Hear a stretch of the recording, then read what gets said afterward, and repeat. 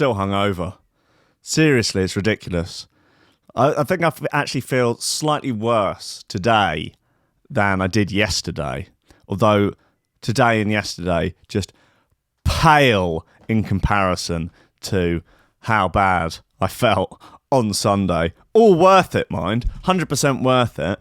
I don't know what time I got home. I don't know. I do remember somewhere discarding the Warhammer protest sign along the way. So that's anyone's guess where that is now. Someone in Peckham has been very confused while discovering that. And I woke up at about 8 o'clock in the morning on Sunday morning and thought, I actually feel fine. Oh, that's pretty cool. What a result. Dodged a bullet on that one. Got out of bed to go to the lavatory. And on the short journey from the bed to the lavatory, my entire universe collapsed in on itself. And before I even whittled, I was sick quite powerfully into the bowl. And it really just got worse from there. I ended up staying in bed until 4 o'clock in the afternoon when I was rudely awakened by my mother, returning my dog, who was very loud. She was, God bless her, very loud. And then yesterday, I think I felt okay. I didn't drink anything yesterday, didn't drink anything on Sunday. Today, I feel fucking hungover again. So it's some sort of delayed onset hangover syndrome. I don't know. Jesus. Lobsters. Fucking hell. Morning, everyone. Bloody hell. I'll tell you what, Saturday was a bit of all right, wasn't it? Thanks so much to everyone that came down and made it an absolutely enormously enjoyable experience from beginning to end. Everyone played fantastically. The shoe throwing competition was absolutely ridiculous. 10 out of 10 to Carl, who won the first annual Threshold.fm shoe throwing super awesome mega sexy fun club competition. We had 3 or 4 rounds, I think, narrowing it down from about 30 or so contenders to just a final 2. And then there was a worrying moment where it actually looked like there was a chance that someone could win who had never actually listened to the show before, which would have been a disaster. But luckily, our boy, our man, our hero of the day, Carl, came through with an absolute hooner of a final throw, throwing to the Messiah, the noisier remix of Messiah. Oh, baby boys and baby girls, it was beautiful. We celebrated with Buckfast in the park, and it was truly wonderful. We will have more catch-ups on the on the party as the day goes on. There is much to discuss of the antics and the japes and the hijinks, the skullduggery, and the hoo-ha, the roughhousing, and the lobsters. Ladies and gentlemen, welcome to Coffee and Memes. Steady job and a couple extra potatoes. That's all I want. You're getting on. You're pushing 30, Slugger. You know, it's time to think about getting some ambition. Oh, I always figured I'd live a little bit longer without it. Don't forget, kid, that what you're trying to do here is to be bright and chipper and entertaining and intelligent and sort of glitzy, and that's funny, and it's kind of cool, and it's interesting, and it's edgy, and all of that. It puts that facade of momentary charisma on you, and if you don't play that out, you actually fail.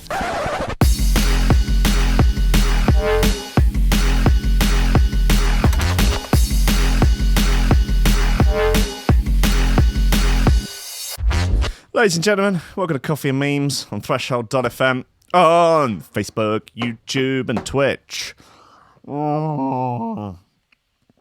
Wesley came out for a few snatches, a few little moments during Saturday, and was mobbed every time. People demanding selfies, people wanting autographs, people wanting to kiss him, people wanting to interfere with his downstairs mix-up. I had to put him away. I lost a lot of stuff on Saturday. I lost various all the lobsters, all the blow-up lobsters. They're all gone. The other golden shoe, that's gone. My headphones, they're gone. Although Dee's got them. Luckily, he's posting them back. He's a good boy. My bag of Threshold t-shirts, they're gone. Don't know where they went. A large amount of my dignity. Quite a significant amount of money from my bank account, even though I had drinks tokens. God only knows. Many rounds of shots. That'll do it. Thanks to all the DJs that played. Jen, wonderful. Mitten, wonderful. Matt Wright, wonderful. Squiff, wonderful. Duff, wonderful. Joe was wonderfully sick into the toilets. I was in the cubicle just availing myself of a nose beer, and a deranged, hairy communist came bursting through the door. I went, "Ah!" And he went, "Ah!" And then availed himself of the sink. It was fine. The bouncers were lovely about it. They allowed him to get his stuff, to say all his goodbyes, and to leave the premises, still with bits of sick festooned in his beard. It was great times. It was wonderful scenes, incredible, powerful scenes. But God, it's Tuesday, Suicide Tuesday. We will be fine though. We will get through it together, like only us lobsters know how to do. Bloody hell, I'm already thinking about what we can do next time.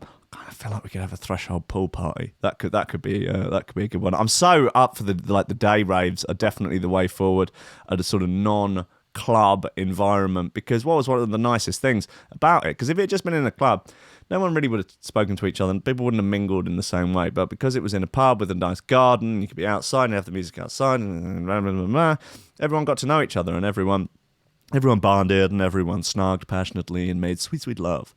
And it was a kind of deranged lobster orgy. It was wonderful, and we're definitely going to be doing that again very soon. Right, look, God, what have we got in terms of bloody news? I tell you what, there's some hot joints in the shoe throwing cannons, in the Warhammer cannons today. Some real duvet removers. Prolix sent me a sassy message during the event on Saturday after I posted the Shoe Throws Are a Genre protest board. He's like, I was just driving past there, I could have said hi. Okay, well, never mind, next time, bye. All right, mate, cheers. His album is out now. It's called Murder Mile. So I don't know if he thinks he's hard or something. But anyway, tune called Savages. Again, I don't know if he thinks he's hard or something, but it's... God, yeah, some naughty bits on that album. DC Breaks remix of Tantrum Desire, track called Airhead, nice bit, and play another bit off that Mean Teeth Bring Back the Funk LP, one called Badman Sound. So that's fine. God, in terms of news, some good bits. Schoolboy wakes from 3-week coma after smelling favourite Lynx deodorant. That's the spirit, young king. Nothing like Lynx Africa to rouse a young boy from a coma. Shameless Seagull tries to steal an entire loaf of bread from Poundland. Absolute savagery. Pensioner gets sat-nav. Pensioner sets sat-nav for Rome. Ends up in Germany. Good stuff. Good bloody stuff. A man wakes up from drunken night out to find that he's chopped his own penis off, or it has been chopped off. Don't know whether or not it was him or someone else. Anyway, it's gone. And a few updates, actually, on some recent stories. Sacked train conductor. You may remember her from Friday. She was sacked for making pornos on the train after hours. Oh, you've not paid your fare. Oh dear, there's only one kind of punishment for you. Listen, if someone skipped the fare, noshing them off isn't much of a punishment. I'm going to be honest with you. It's almost like you might be encouraging fare dodging at that point. Just a thought. What have we got? Woman tastes a bizarre, newly discovered penis-shaped clam, and her reaction is hilarious. It's not bad, actually. And a little bit of a catch-up on ghost marriage. Woman who married 300-year-old ghost pirate needed an exorcism after violent breakup. So I'm very saddened to hear that marrying ghosts isn't perhaps always the Mills and Boon romance story and the happily ever after that perhaps you, assume it would be, really. I mean, I personally struggle to imagine what could possibly go wrong by marrying the ghost of a 300-year-old pirate. You know what, man?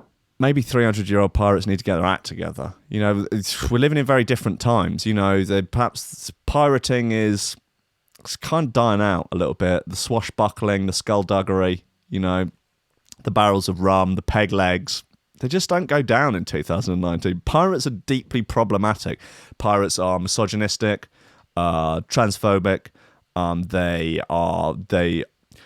don't understand the vegan lifestyle. They're right wing. They're populists. And I don't know, where do pirates fall on the political spectrum? Probably quite low right, I would imagine. They're probably anarcho-capitalists. Anyway, Jesus, we can get into that. Also, bloody good boy, friend of the show, Insideinfo, sent me his new record, and it's amazing. It's absolutely ridiculous. In fact, I'll play it now. Bloody hell. This is called Airwaves by Insideinfo, and it features Rhyme Star.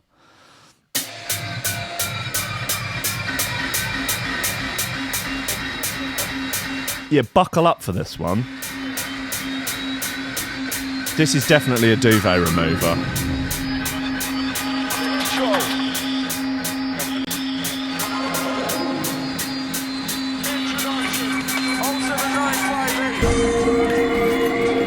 A few thoughts on pirates. Mattis thinks pirates are gay. Chode Ryder, hashtag not all pirates. Fair.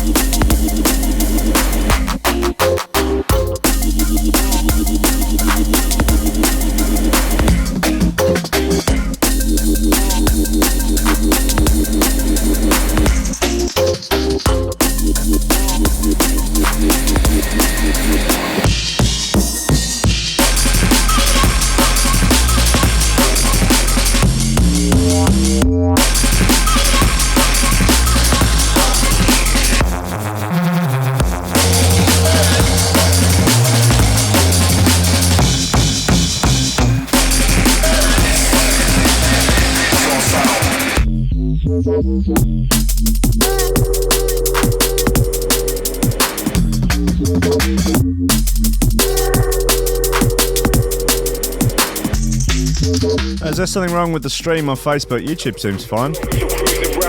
Facebook can just fuck off, basically. Just on many levels.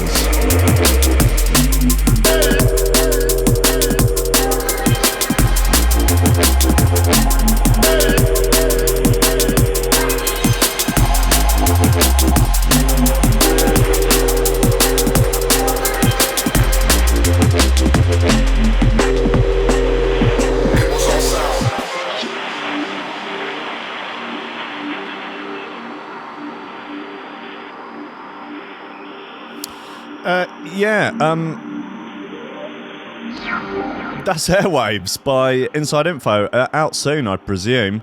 That's freaking naughty, isn't it? Just throw it all in there. You know, just get it all in, get some amens in. Why not? Have a couple of different tempos.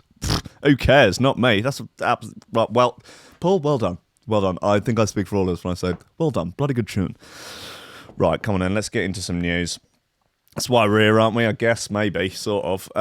Where are we? Chrome, come on, we can do this, guys. 9 reasons why women live longer than men. This seems good. Penis stuck in spanner. We'll get into this later. I want to get into this ghost pirate. Where is she? Here she is. Woman who married 300-year-old ghost pirate needed exorcism after violent breakup. Amanda Teague, 47, says she was married to a Haitian pirate called Jack, who died in the 1700s after being executed for thieving on the high seas. Executed for thieving. That's going to run out of batteries. Good eye. A woman who claims she married a 300-year-old ghost pirate has told how he nearly killed her after she broke off the relationship. Oh, dear. Amanda Teague was forced to undergo an exorcism after she says her former soulmate turned nasty and possessed her. In 2016, she claimed to have married the Haitian pirate called Jack, who died in the 1700s after being executed for thieving on the high seas. She says her union left her hospitalised after claiming she discovered that her husband was not all he made himself out to be. These pirates, they cannot be trusted. I'm telling you, look, they were different times back then. Different rules applied. A lot of rules did not apply in the 1700s. You can't just go around messing with 300-year-old pirates expecting them to, expecting them to behave like, decent, honest, God-fearing folk of 2019 fame. The 47-year-old who previously worked as a Captain Jack Sparrow impersonator is now warning people about casually dabbling in spirituality. Yeah, don't fuck about with it, guys, all right? She said, after 2 weeks of marriage, I started to get health problems. Oh, dear. Oh, is that her possessed by him? Oh, no, she's just doing the Captain Jack Sparrow impersonation routine. Not a bad impersonation, that, I will say. She's taking that one quite seriously. Don't know about the packet of fags. Don't know whether or not they had packets of Super King back in those days. But anyway, I started to get reoccurring perennial abscesses. Perennial? I was also suffering from cirrhosis about 4 or 5 months in, when things started to really go downhill. I went back to some of the people that I had communicated with Jack. I know the symptoms of possession and part of its ill health, so I was concerned. That it was to do with the relationship because of the timeline, but I was assured that he was a lovely spirit who wouldn't harm me. But after her dog Toby died, Amanda said she spotted a major red flag about the relationship. She said, I knew his passing was imminent and I'd asked Jack to keep him until it was my time, so we'd all be together. I mean, the dogs don't live forever, mate. But Toby wouldn't go to Jack. He was incredibly aggressive and wouldn't go near him. In the end, he had to go to my mother because he didn't want to be near him. Animals are quite intuitive about people. About ghosts, apparently. So this was a big red flag for me. Yeah, if your dog doesn't get on with your ghost pirate husband, that's rough, man. Shame to have got rid of the dog instead, though. But Amanda of Downpatrick, Northern Ireland, says that whilst the couple moved on from the incident, her health began to get worse. I was getting abscesses recurring all the time after Jack and I would have any sexual relationship. Oh no, he's got the clap. His problem, pirates were riddled. Absolutely riddled. They had the pox and the lurgy and all manner of it. It was something that was on the back of my mind. I'd never had these before I was with Jack. The 47-year-old even cut off sex with a ghost in order to see if that helped. Said once I stopped having sexual intercourse with Jack, the abscesses started to improve. This is fucking weird. And I'd say that was literally the best 3 weeks I'd had since we got married. So anyway, one night a friend of mine got married to her spiritual partner, and Jack and I ended up being intimate. The very next day, the abscess was back with a vengeance. So then I started to get really concerned. Pastor kisses young woman on the lips to rid her body of demons. Oh, that old routine, eh? In May last year, Amanda was whisked off to hospital for surgery after developing sepsis. She said, I almost died. I was in hospital for a week. I had to take my wedding ring off when I went into surgery. They must have cut the energy. That must have cut the energy link between us because I felt totally different after the operation. You know, I don't... now, I don't want to... do you think maybe it was the operation that helped? That was all why you were there. I reconnected with my own spiritual team and really saw a pattern about my health. I really saw alarm bells. He had obviously been blocking communication with my spiritual team. Just not forwarding on emails and that sort of thing. Just running interference. So I could see very, very clearly that he had been stealing my energy. Bastard, that's pirates for you. They're thieves, though. Look, he got executed for thieving. Yeah? Like, oh, God. What's with these girls? They're always like, they like a bad boy, don't they? And then they're shocked when he turns out to be a bad boy. Like, yeah, look, he was executed for thieving, and now you're going on, yeah, turns out he was stealing my energy. God, unbelievable. Like, reminds me of an old fable of an old woman who's walking home and she sees a group of boys kicking a snake to death. And she runs in and shoos away the boy and rescues the snake. The snake says, thank you very much. And she takes the snake home and nurses him. And 2 weeks later, after she's nursed the snake back to health, she reaches in to give him some food and he bites her and she gets poisoned. And just before she dies, she says, why? I rescued you. And he says, you knew I was a snake when you picked me up. And there you have it. Don't marry 300-year-old pirates who've been executed for thieving and then expect them not to thieve off you, okay? God's sake, pains me to have to tell old wives' tales on the show, but I feel like it might be the only thing that'll get through to some people. But Amanda sought help from a former close friend who had warned against the spiritual union. I see, you always go running back to your mates who warned you about it. I was like, I'm sorry, I know, I didn't, I shouldn't have married the pirate. I know you said, you said, yeah, I know. Don't say I told you, I know. She said, I had one person who had turned around to me and said that he thought what I was doing was dangerous. I had a big row with him. But I picked up the phone and told him that I thought he was right. The pals warned Amanda that she could have been possessed by Jack and that she should talk to him about it. But when she says she confronted him, she claimed he threatened to kill her if she attempted to break off the spiritual union. She said his reaction when I told him he had to leave was that he wasn't going to. And if I tried to have an exorcism to get rid of him, he was going to kill me. It was terrifying. See a completely different side to the lovely spirit of the 300-year-old pirate executed for thieving that I'd got married to. But I knew in my heart that if I didn't get rid of him, my health was going to be so bad I was probably going to die anyway. Incredibly, following the exorcism in December, Amanda says her health has drastically improved. She said, previously I'd had an MRI scan in November which showed that my bowel was perforated. That's something that doesn't heal without surgery. So I had an exorcism, and incredibly, it healed up. Proof if proof be need be. I've not had any more abscesses or bowel problems since then. I went to the hospital recently, and the junior doctor called in a consultant because she had never seen this before. If I hadn't got the exorcism, I think I would definitely have had to be going around with a colostomy bag.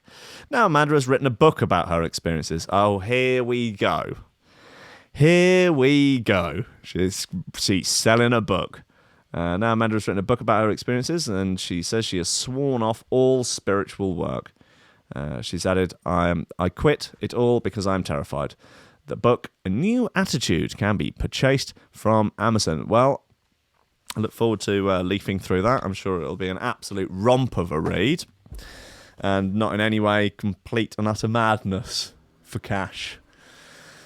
Well, bless her. I'm pleased that she has got rid of her problematic lover, and I just hope it stands as a warning to everyone about marrying ghost pirates. I just think it's deeply problematic, particularly in 2019.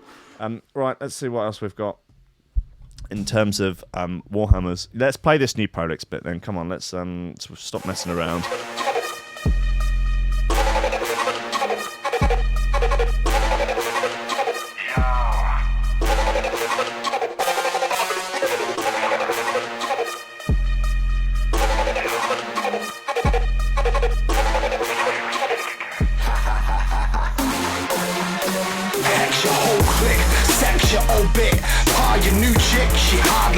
The army too sick.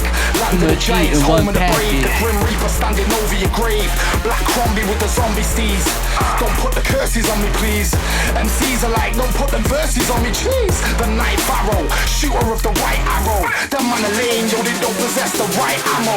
Got the pissing, I can hear the gripping stick. And let my zipper pocket thick and pretty women serve me chicken. I'm sick of prison, swerving dippers off some bigger work. I'm missing coaching with some chick that's fucking driving me berserk, bitch. From out the back again, back on blackout, attacking and bangers. We pack and ravel them bang and they know it's happening. We cloak and dagger in roaming the road with savages, causing a load of drama like when Jesus married Magdalene. Imagine just talking absolute bollocks and then asking people to buy your book. Anyway, I'm recording the next episode of Jungle Ate My Hamster later tonight. Savages. Ain't no way you tell them what the damage is.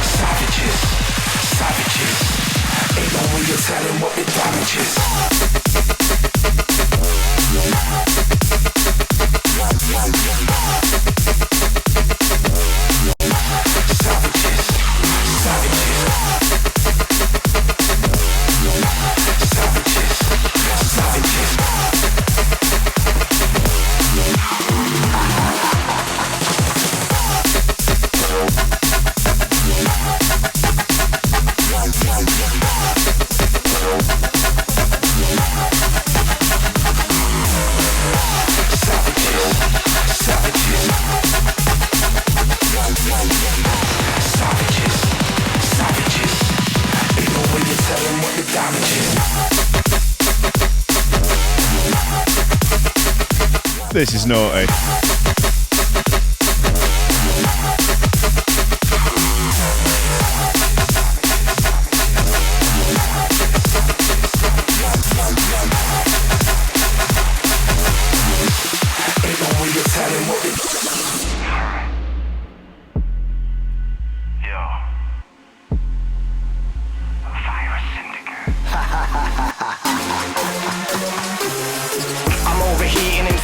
Beats of sweat, my heart is beating, got me feeling alive. No deceiving, got this demon lurking deep in my eyes. Push that panic button, 6 million reasons to die.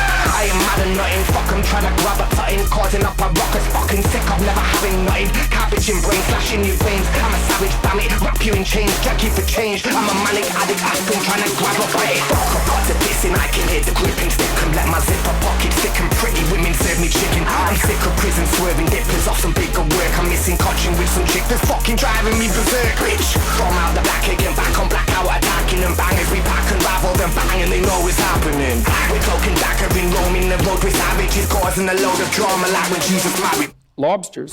savages. Savages. Oh god. It's always nice when it's just slightly out of time. Savages. Savages. Lobsters. Savages. Savages. Ain't no way to tell them what the damage is. Savages. Savages. Ain't no way to tell them what the damage is.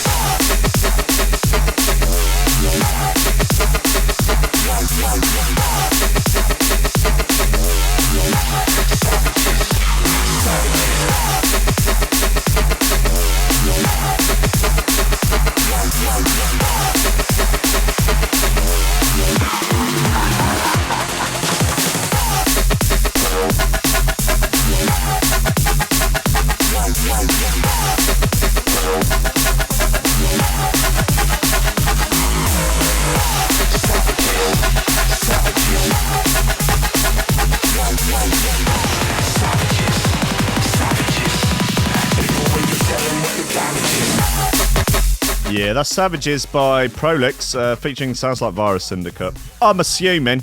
Yeah, assumption is the mother of all. Anyway, guys, listen, yeah, this is going to trigger me. Harry Potter superfans have Hogwarts-themed wedding.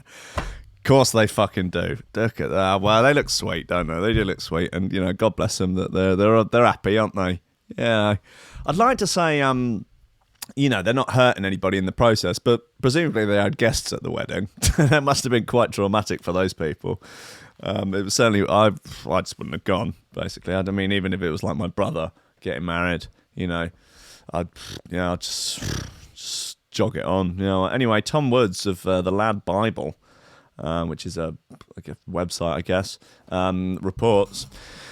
Where's all the bollocks? Anyway, newlyweds, Rhea Scriggins, wow, and Matthew Tipper, the Scriggins-Tipper combo, wow, fell in love when after discovering that they were both super fans of J.K. Rowling's children's books.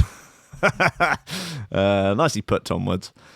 Now, when they decided to celebrate their union at Leicester's Glenfeld Town Hall yesterday, they couldn't think of a more fitting way than to make everything Harry Potter themed. Look at them, they've got fucking wands.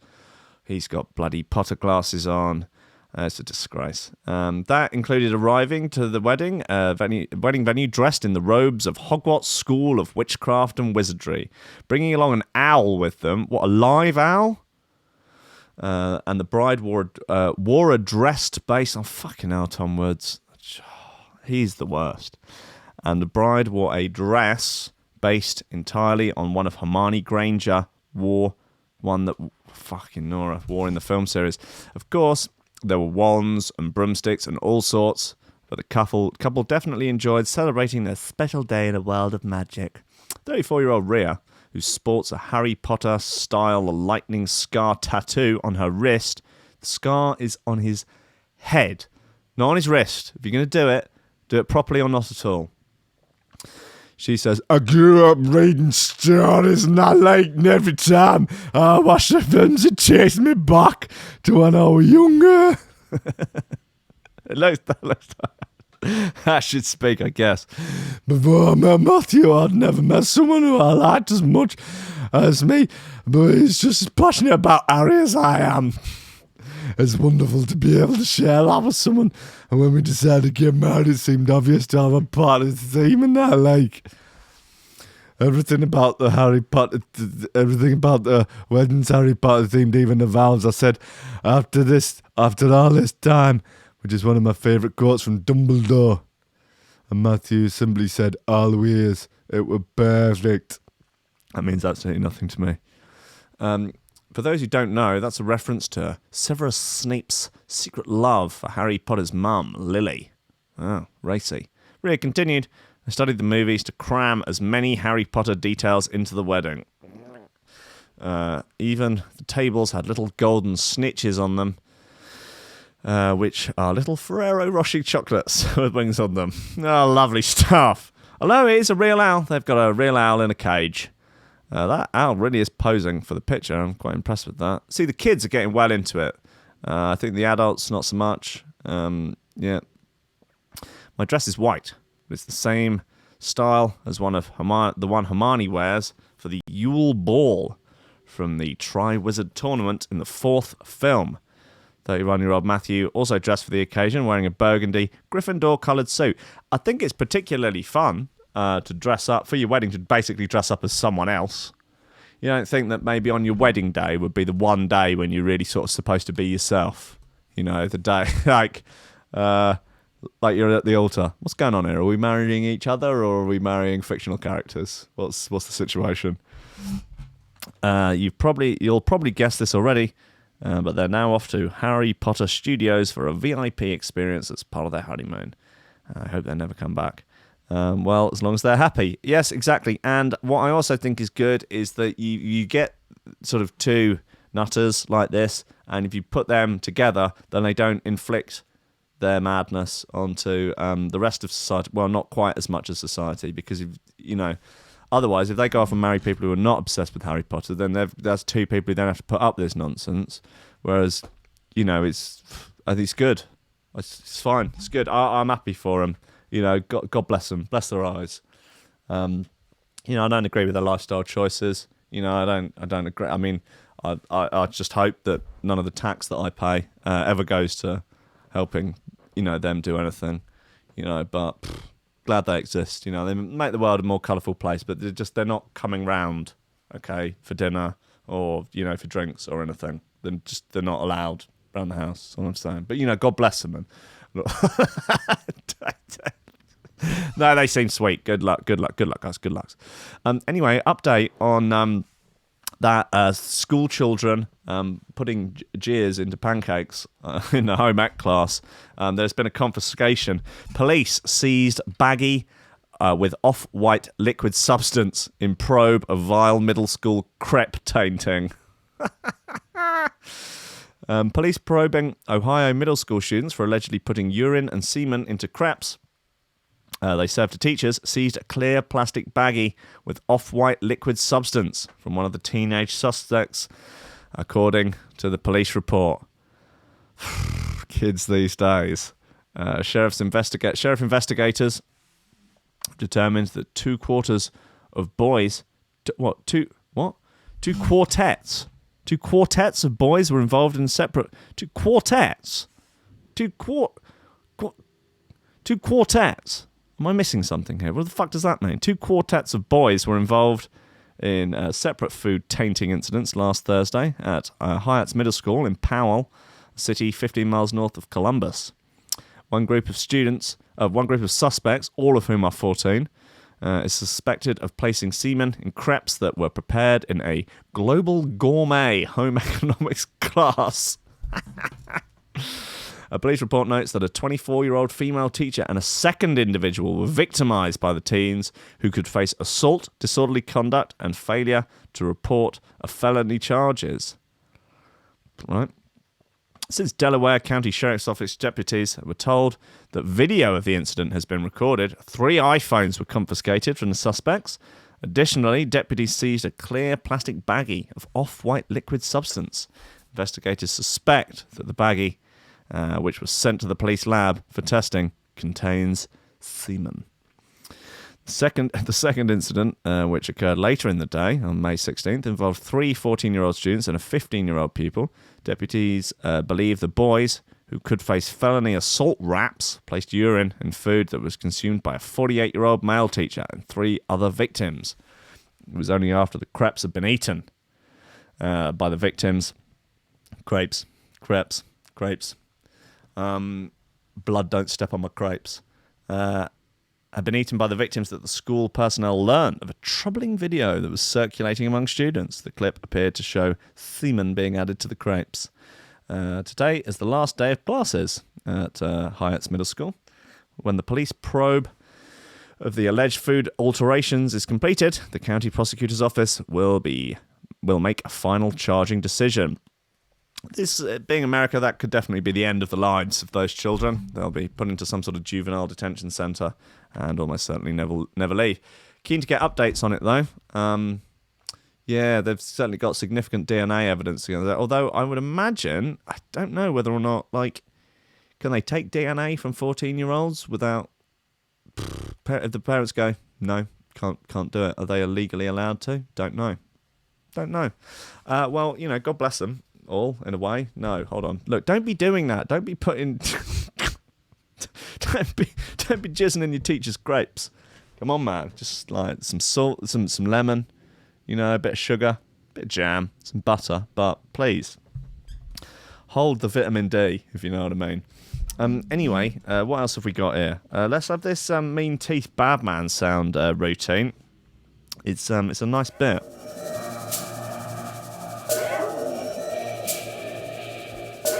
So I have some good footage of the shoe throwing competition on Saturday, which I will edit later, I imagine. There's some fun bits. A particularly fun bit was Rumble, who had obviously been training for the competition, saying, look how far I can throw a shoe, I bet I can get that tree. Launching his shoe and it just getting stuck in the top of the tree. And then about 10 minutes later, climbing up the tree to find it, and then realising he climbed the wrong tree. That's impressive behaviour. I think he was using performance-enhancing drugs as well. Badman sound.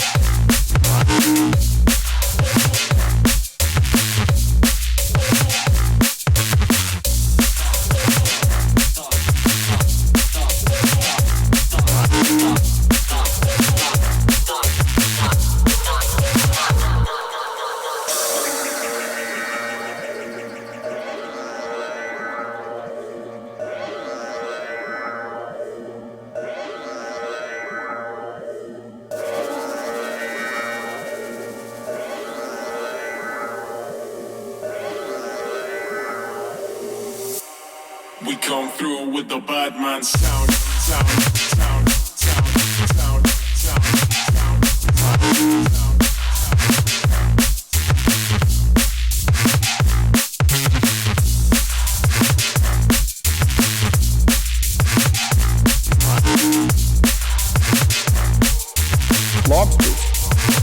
Come through with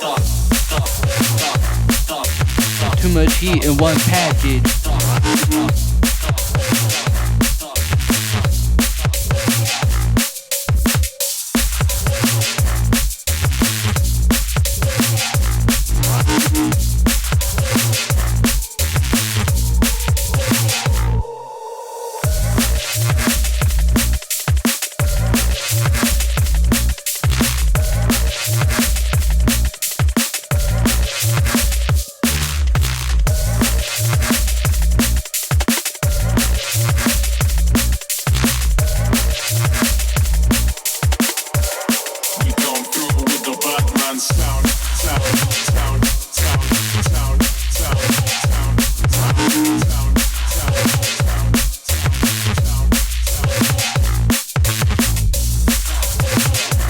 Badman sound by Mean Teeth.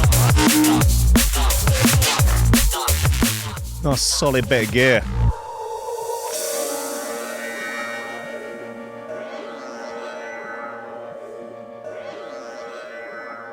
Yeah.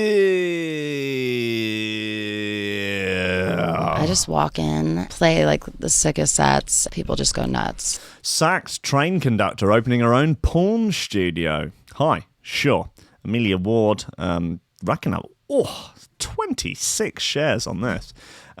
She says, if you cast your mind back all the way to yesterday, you'll remember the German train conductor who was fired for making porn in the carriages as a bit of a side hustle. Well, you can't keep a good person down, and the woman, known only as Teresa W., has bounced right back from losing her job by deciding to start her own porn studio. Improvise, adapt, overcome. Teresa defended the videos in which it looks like she's swearing her work uniform, telling German what? Looks like she's wearing her work uniform. Yes, she is. Telling German newspaper Bild the videos are a private affair that are on the internet that you can watch. However, the former train guard has said she will now work full-time in the porn industry and plans to open her own BDSM movie studio. For her, man, modern problems require modern solutions. She's been seen posing in her train guard uniform as a strict dominatrix, punishing male passengers when they are caught fare dodging. Again, I will say, noshing them off is probably not that much of a punishment. The videos have been posted on porn sites with titles like Fare Dodger Caught on Lady Ashley's Train. In one of the films, Teresa poses as a dominatrix in a uniform. What? That's the same. Oh, God. I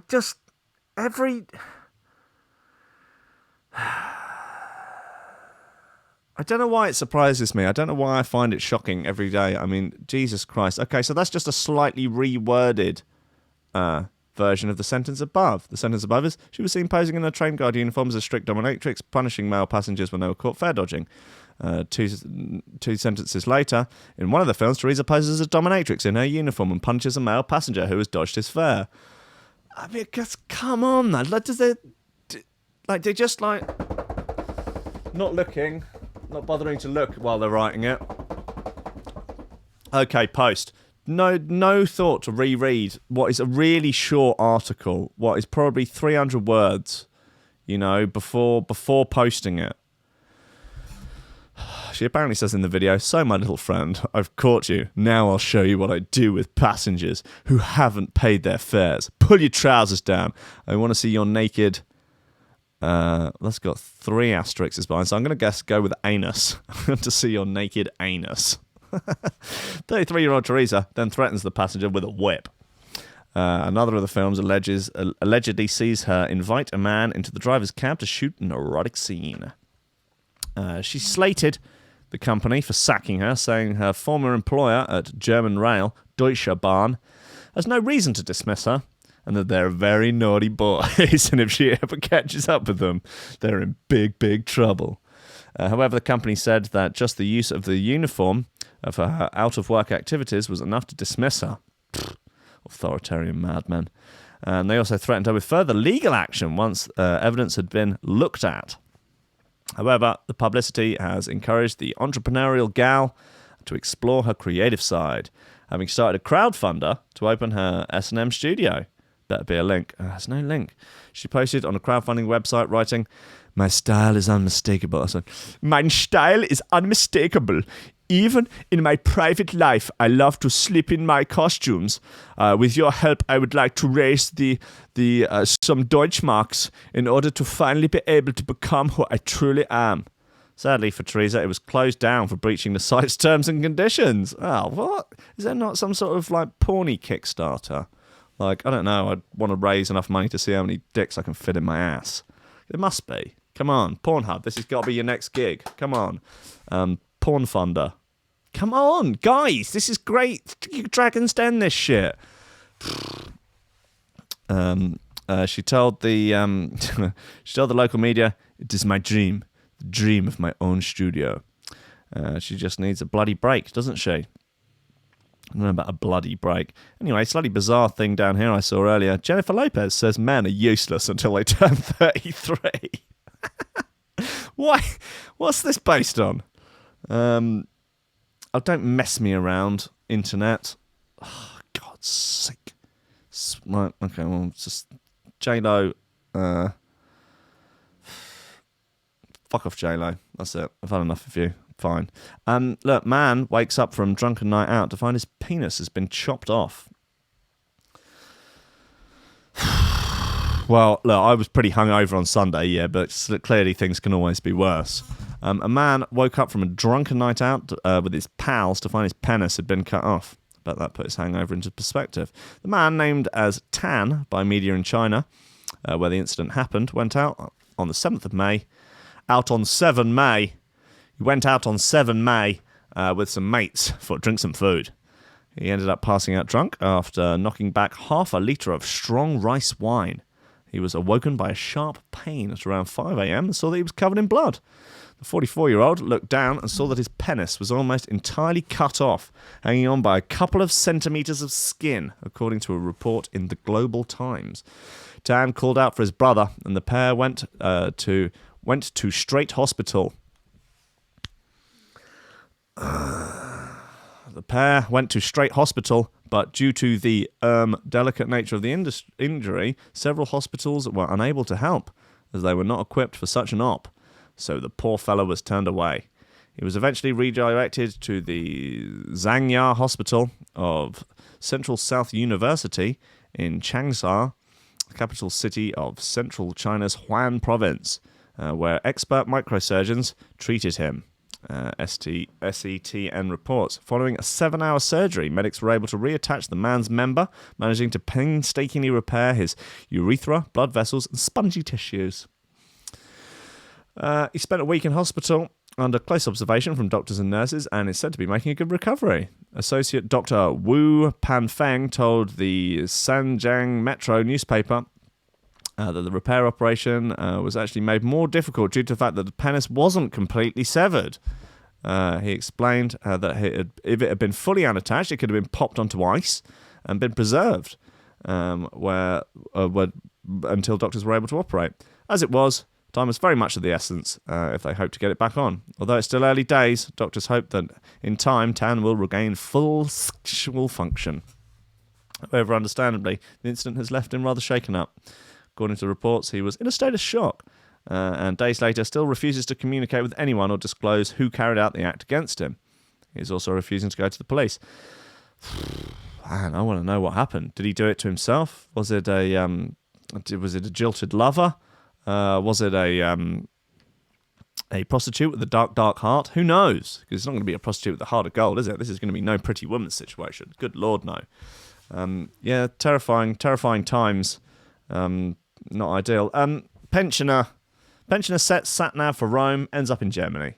Good stuff. An 81-year-old man ended up in Germany by accident Oh, this is like the Withdown, I think. We've come on holiday by mistake. Trying to get from Newcastle to Rome. The pilgrim OAP was on a mission to see the Pope and decided to make his way there by car. He was surprised when his navigation system told him that he had arrived, despite no signs or any of the famous buildings or architecture. I appreciate you just sort of follow a sat-nav, don't you, once you put it in. But like when you see the signs of like Germany, is Germany really on the way to Rome? Surely not. Like a bit. The man, who hasn't been named, parked up. Why is he parked on top of a sign for... What on earth has happened here? He was surprised when his navigation system told him he had arrived, despite there no signs of famous buildings or architecture. The man, who hasn't been named, parked up, but didn't put on the handbrake of his Jaguar on properly. The car rolled back, and in a stunning display of irony, rolled backwards into a sign saying ROM. This is amazing. The small town in North Rhine, Westphalia, he had mistakenly plugged into the sat-nav. Police said the car had come to a halt after hitting a sign, but did not appear to be seriously damaged, although an ambulance was called to check on the pensioner. There's the Pope there, as you can see, with one of his tentacles sticking out the top of him, giving the famous Sieg Heil salute, as they all know him for. Police spokesman Monica Tratula said the man was on a pilgrimage. He was on his way to Rome. He was hoping to visit the Pope. The man who lives in the UK is originally Italian, but might have been confused by the fact that Rome is written Roma in Italian and Rom in German. God bless him. I hope he gets to meet the Pope and makes passionate love to him. That's all I hope. Oh, God. How long we got? Oh, I think we've got enough time, but let's just bang this this DC Breaks remix of Tantrum Desire on. It's called Airhead. I don't know if it's in reference to the film Airheads. That's a good film. Brendan Fraser, am I right? Good film. Like the bit where they start chanting "Kill Whitey." Oh God, that is from Airheads, isn't it? Yeah, they take over the radio station. Oh, I might have to give that another watch.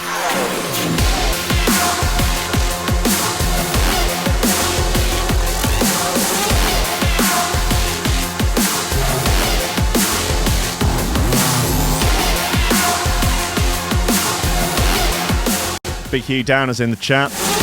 Hugh, I've never played on CDJs before, but know how to absolutely smash it downer, as they're calling him now.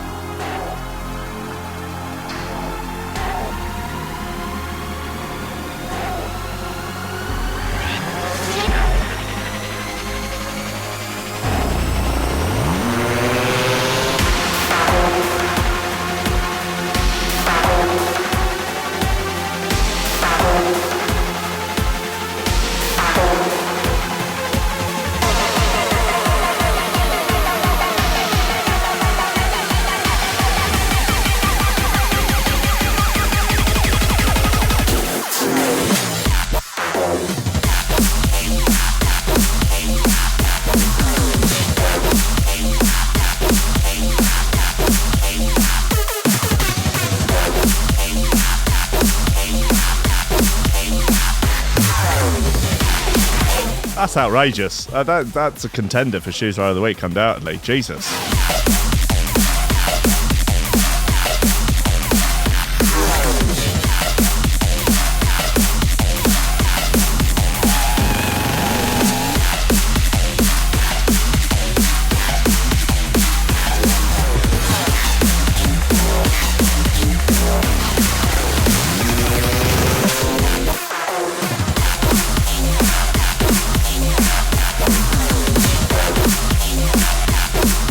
Coming up at 11, or probably about 3 minutes past 11, as I've just realised it's not set up properly, is Parallaxed. Roll call.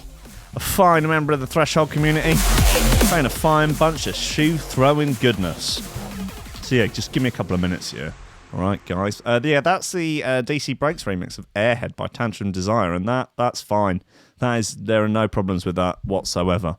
Right, thanks, guys. Thanks for listening today, you fine bunch of humans. I'm eternally, I feel very, very blessed and warmed and heartened with how lovely it was to meet you all on Saturday. You are genuinely a bunch of decent, honest, God-fearing folk out for a better way of life. And it was an absolute pleasure, and we will do many, many more of those in the future. I do hope, and to everybody that didn't get a chance to make it down, don't worry. There will be many more excuses for shoe throwing and other things. And special thanks to, I think it's probably prudent not to name them, but who were able to fashion some special lobster pingers. That is quite incredible. Yes, God bless you. Right, so just a chance for the VIP list. This is the last week to, if you want your name in the app. It's the end of the month on Friday, and that will be the last day. So you need to be on the VIP list by then, or you won't get your name in the founders list on the app, the new app. So just a warning. Anyway, it's Oliver Hooper, Nicholas Goncalves, Tom Ryan, Reece Mosson, Squidgy Beats, Parsons, Pauly Hutton, Ciarán R, Michael Kedzierski, Matthew Tomkins, Dave Long, Joel Potter, Colm Murphy, Sam Howard, Tony J, Richard Patterson, Jack Murphy, Tom Camm, Stephen Harris, Matthieu Boulard, Zara Pickle, Jeroen Van Thunderbutt, Mike Pye, Anthony Walker, Lily Unsub, Thomas Hall, Chode Ryder, Richard Franks, Thomas Hall, Chode Ryder, Andrew Heichelbech, John Finison, the BDR Crew, Peter Blatchford, Austin Grief Cooper, Gennady Lightfield, Ryan Glaser, James Parry, Dave Thompson, Hendo Bartendo, Lady Squiffington, Lee and the Man is Underwood, Dan fucking Morris, the guy with no STDs, Justin Mercer, Anderson C, Josh Williams, Rob Humphrey, Shibby T, Coco Shiva, Dan Elson, Tyron Wilmore, Mr. Pope, Doug McGuest, Cytron, Sashi Spirit, John Bates, Nicholas Lawsey, Damon Rayner, Chris Breaks, The Build, Carissa Barthelson, Odin Bates, Lee Fuller, D, Daniel Genvy, Flaxis, Alexander Cassidy, Matt Wright, Dylan Laws, Grant Sullivan, Not That Tom Robinson, subscribe on YouTube, Greg Cornford, Grace Sellers, Dab Smasher, Connor Smythe, Kevin Kaiser, Chris Shaw, Mr. Happy, the German Trance Overlord of D&B, Ranking Makes Uplifting Vocal Sidechance under the alias Cosmic Waft. Cosmic Waft is such a good name. Keep your cool tool in the motor pool, but don't let your meat life. Nick Brock, Mustang Philly, Sean Simpson, Robin Card, Sam House, Hugh Downer, Sarah Hunt, the Hitchmuffs, L-Tech, Willay, Ben Virgo, not Dan Virgo, Den Tweed, Lupe Salazar, Wojtek, you're gonna help me out. Gonna have to help me out with that one, Wodge. My Hill, Mighty Danny, Nick Fleming, and Gordon Price. You wonderful, powerful beasts, helping to keep this show on track and allowing me to do it every day. You're wonderful. I love you. I will see you tomorrow at 10 a.m. for more of this madness. And God bless you. Go out and be good. Trying to think of a sort of a new thing I have at the end. Be good, be useful, get married, have kids. Right, I love you. I will see you tomorrow. Bless you all.